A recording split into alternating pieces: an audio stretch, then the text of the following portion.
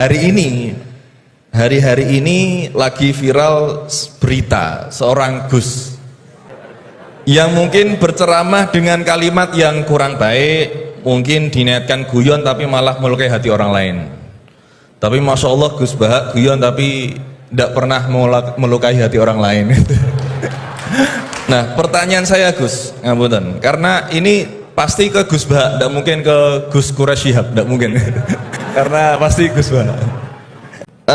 Sebenarnya sejarah panggilan Gus ini seperti apa gitu? Apakah hanya dimaknai Gus ini adalah anaknya Kiai terus dipanggil Gus, atau bahkan mantunya Kiai saja, kalau jenengan katanya Gus naturalisasi gitu. Atau Gus swasta atau apa itu, atau bahkan bukan siapa-siapa kemudian bisa dipanggil Gus, sehingga misalkan kita sekarang bisa ini berlomba-lomba menjadi Gus bareng-bareng, jadi pokoknya lomba-lomba. Nah, dan apakah ini hanya di Jawa saja? Karena di Madura juga kami sering mendengar ada panggilan Lora. Lah ini sejarahnya sebenarnya apa gitu loh. Apakah juga kalau sudah menjadi kiai tidak bisa menjadi Gus lagi? Atau kalau sudah menjadi Gus tidak bisa naik menjadi kiai? Gitu ya. Itu pertanyaan yang kedua saya. Dan nyuwun sewu, di zaman Rasulullah itu apakah putranya Rasulullah juga dipanggil Gus? Kan juga tidak kan? Maka kalau Gus ini tidak ada di zaman Rasulullah, berarti semua Gus ini bid'ah gitu loh. Ya. Karena Gus tidak ada di zaman Rasulullah. Ngeten nggih. Nggih, jadi intinya sejarahnya dan standarisasi Gus itu apa yang orisinil gitu. Yang kalau misalkan di dunia, di Indonesia ini yang Gus orisinil hanya jenengan, berarti semuanya palsuan gitu. Lah ini tentu bisa dijelaskan Gus. Ngapunten, matur suwun sangat. Wassalamualaikum warahmatullahi wabarakatuh. Waalaikumsalam warahmatullahi. Ini yang provokatif dulu itu ya.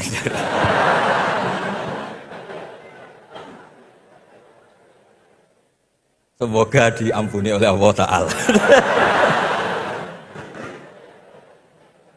Begini, satu itu saya tidak medsosan, tapi ya dengar-dengar laporan macam-macam lah tentang sekian pihak itu. Begini, saya cerita ini biar sampean tahu bahwa Pak Rektor ngundang saya ini tidak salah kan. Memang benar-benar pemateri yang baik. Ya kalau kata Nabi Yusuf kan ini hafizun alim, orang harus zikru manaqibi nafsi, orang boleh cerita kelebihannya asal itu faktual. Begini, suatu saat, ini cerita di kitab Ihya, suatu saat Nabi Musa itu sholat istisqa, itu doa apa saja itu sudah dipakai, nggak mandi, Nabi Musa nggak mandi, tetap nggak mandi. Kata Allah, inna fihim namaman, di komunitas anda yang ikut sholat itu ada yang tukang adu-adu, namam, provokator. Maka kamu doa kayak apa tetap tidak akan saya ijabahi. Nabi Musa, ya gampang Gusti, tunjukkan orang itu siapa, nanti saya usir dari majelis. Jawabnya Allah itu lucu. Saya ini orang yang mengharamkan namam, mengharamkan namimah. Kalau saya menunjuk orang itu berarti saya juga namam. Intinya itu Allah terus mengabaikan sekian peristiwa namam. Jadi kalau pertanyaan provokatif terus kayak gitu tuh masih diabaikan oleh Allah Ta'ala. Karena nanti repot itu. Repot. Memang saya termasuk Gus yang asli itu jelas kalau itu.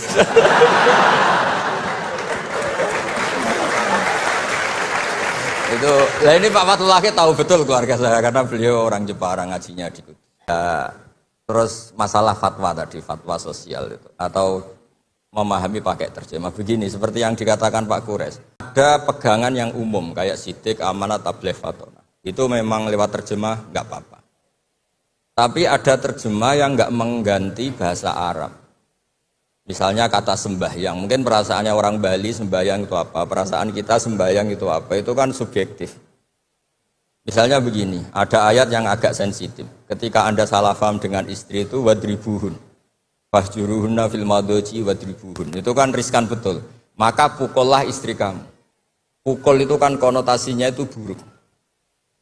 Tapi di semua tareh, saya bilang tidak sebagian, di semua tareh itu disebut dorban ghairu mubarrihin, mukul yang tidak melukai. Jadi orang Arab itu punya adat, kalau kecewa itu dorobu bin ni'al wasaub. Jadi mukul itu pakai kain, pakai kacu, pakai. Nah, di Jawa kata mukul itu ya mesti kekerasan itu. Nah, yang jenis ini itu riskan kalau dari bahasa Arab pindah ke Jawa. Jadi ada yang riskan, ada enggak. Nah, sebab itu saya sering bilang, saya ini kan belajar tafsir insya Allah lah, khatam. Cuma saya tidak suka nulis, karena sudah ada yang nulis. Karena saya nulis tetap saja dianggap top Pak Kures, jadi tidak usah nulis lah, sudah ada. Begini, yang penting saya menghormati beliau karena nulis khatam. Pentingnya nulis itu memang khatam, mulai awal A sampai Z. Pentingnya khatam itu apa? Di situ ada dialog. Ada dialog Allah sama nabinya, sama kekasihnya, bahkan sama musuhnya. Misalnya sama musuhnya.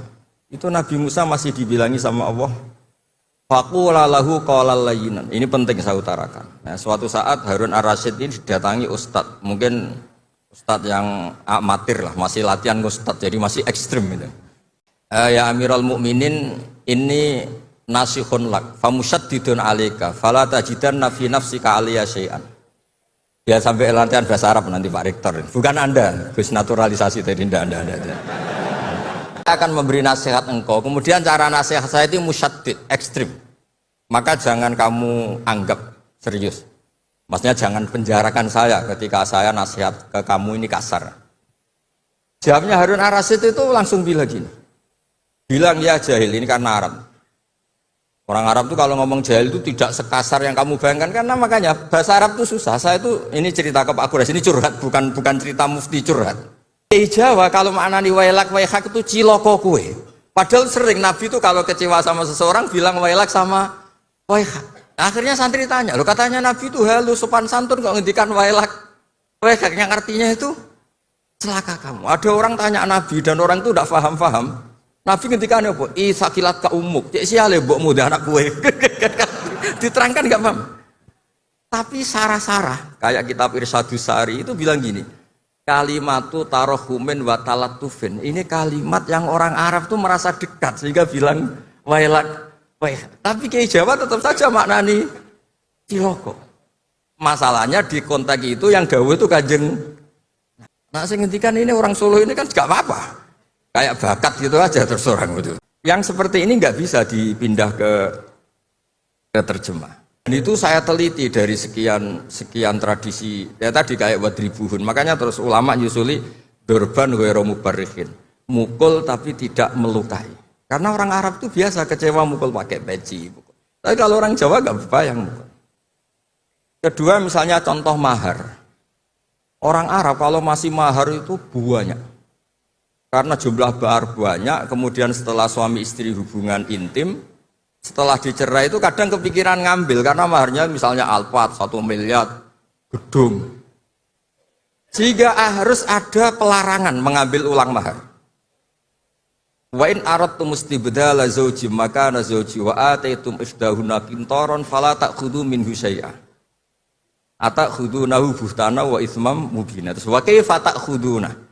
Mahar yang sudah kamu kasihkan jangan kamu tarik lagi. Wong kamu sudah hubungan suami istri kok maharnya ditarik lagi. Jangan. Kenapa ada kata jangan ambil lagi? Karena maharnya itu Alphard, gedung, uang 1 miliar.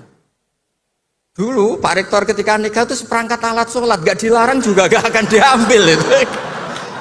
Artinya gini, gak mungkin andikan Quran turun di Indonesia ada kata fala ta'khudhu minhu syai'a. 100.000 seperangkat alat. Saya jadi kiai itu sampai bosan karena tiap nikahkan tuh maharnya seperangkat alat. Itu kalau sudah nikah 10 tahun bentuknya sudah kayak apa ya? Itu nggak usah Allah repot-repot bilang jangan ambil lagi, jangan ambil lagi. Nah, itu kondisi yang antara kita dan tradisi Arab itu beda. Saya belajar tafsir sampai segitunya, makanya nggak salah lah kalau saya diundang itu nggak salah. Maksud saya yang naturalisasi tadi ya nggak usah diundang gitu maksudnya. Kalau nggak memenuhi kualifikasi tafsir loh ya karena kalau nggak memenuhi kualifikasi apa tafsir Tapi jangan terus ngundang saya terus, nggak mau juga saya. Hukum sosial itu memang nggak pernah mengikat di semua sisi ya, karena memang patokannya itu begini. Saya ambilkan contoh di Quran ya, karena ini memang tema tafsir. Di hal-hal sosial itu kekasihnya Allah pun didhawuhi Allah begini. Wa in adri la'allahu fitnatul lakum wa mata'un lil akhin. Wa ma adri ma yuf'alu bi wala bikum. Jadi Nabi misalnya mau perang, misalnya perang apa ini, Allah terus bilang, Muhammad kamu tenang saja, pasti menang. Enggak. Karena kalau dibilang begitu, nanti kendilnya Nabi atau keberanian Nabi dikirakan ada jaminan. Tetap. Sehingga nyuwun sewu Nabi juga pernah mengalami perang menang di Badar, pernah mengalami kalah di Uhud. Jadi di bab-bab sosial itu memang Allah membiarkan hukum sosial yang berjalan. Sampai Ibnu Khaldun ngendikan begini, saya masih ingat betul dan itu saya pegang. Nabi sebagai Nabi itu kena aturan hukum sosial. Meskipun beliau punya mukjizat kayak apa, ketemu orang harus santun, ketemu anak kecil harus sayang, ketemu orang sepuh harus hormat. Andai kan Nabi bisa terbang ke langit sekalipun, Mi'raj, tapi ketemu anak kecil nampar, ketemu orang sepuh ngeludahi, tetap gak diterima oleh publik. Walau kunta faddan ghalidhal qalbi lan faddu min khawlik. Betapa pentingnya tata krama sosial. Kata Ibnu Khaldun, hadza Rasulullah man uyyida bil kauni kulli. Ini Rasulullah orang yang di backup sekian alam raya. Tapi sekali melanggar tata krama sosial, tetap lan faddu min khawlik, orang akan bubar. Sampai ngegoskan saya, sekarang tak pisoi. Wah Gus apa Gus kok mison, mesti langsung gitu. Ya coba misalnya sekarang nyun sewu saya ngeludahi Pak Rektor, langsung dipecat saya. Artinya tatanan sosial, meskipun saya keramat. Makanya kata Ibnu Khaldun, hadza Rasulullah man uyyida bil kauni kulli law syaa. Ini Rasulullah orang yang bisa mengendalikan alam raya karena kekasih Allah. Itu saja kena aturan, walau kunta faddan ghalidhal qalbi lan faddu min khawlik. Kalau engkau salah tatanan sosial Muhammad, orang akan bubar. Nah maksudnya gini Pak dosen, kalau tatanan sosial gini, saya pernah ditanya oleh dekan Fakultas Kedokteran pas ada diskusi dengan ya tadi orang-orang medis, misalnya begini, itu misalnya nyun sewu, tapi gak usah dijiwai, gak usah kamu, udah dilupakan saja gak apa. Menyembuhkan orang koma itu baik apa tidak baik. Tapi misalnya orang ini kalau sembuh pasti bunuh lagi, pasti merkosa lagi. Terus kita gimana? Ngasih makan juga sama. Orang miskin nggak bisa makan, nggak bisa apa-apa, nggak bisa makan, nggak bisa apa-apa. Berkahnya nggak bisa makan, nggak bisa apa-apa, dia tidak nyuri, tidak bunuh, tidak merkosa. Dan orang ini kalau sehat lagi akan begitu lagi. Wajib ngasih makan enggak? Itu mesti orang itu, weh, kasihlah kemanusiaan. Satu, jangan nanti kumat lagi. Jadi hukum sosial itu mesti mindsetnya ulama itu beda-beda. Saya sering matur ke Pak Quraisy, saya itu pernah kata santri saya pernah katanya diundang ke Malaysia juga pernah katanya diundang ke Maroko. Saya bilang sudah yang kelas-kelas internasional Pak Quraisy saya ada usah. Kenapa? Jawabnya sederhana. Nanti kalau saya sering keluar negeri, terus semua kiai seneng keluar negeri, terus yang ngulang pondok saya siapa? Terus gue iling-ilingan nak neng dunia ono kiai desa sing alim, kata saya maksudnya kiai desa tapi maca kitab ya cek bener rofa nasab. Tapi saya seneng sama kiai yang keluar negeri karena ini mewakili syiar. Saya seneng sama UI karena syiar gini. Tapi saya jangan disuruh jadi kiai di UI. Nanti gajinya tetap.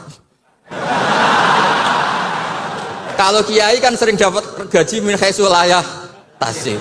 Kayaknya jumlahnya banyak saya maksudnya. Jadi yang hukum-hukum sosial tuh biarlah alam yang ya sudah setuju ya. Oh ya pokoknya gitu. Ya,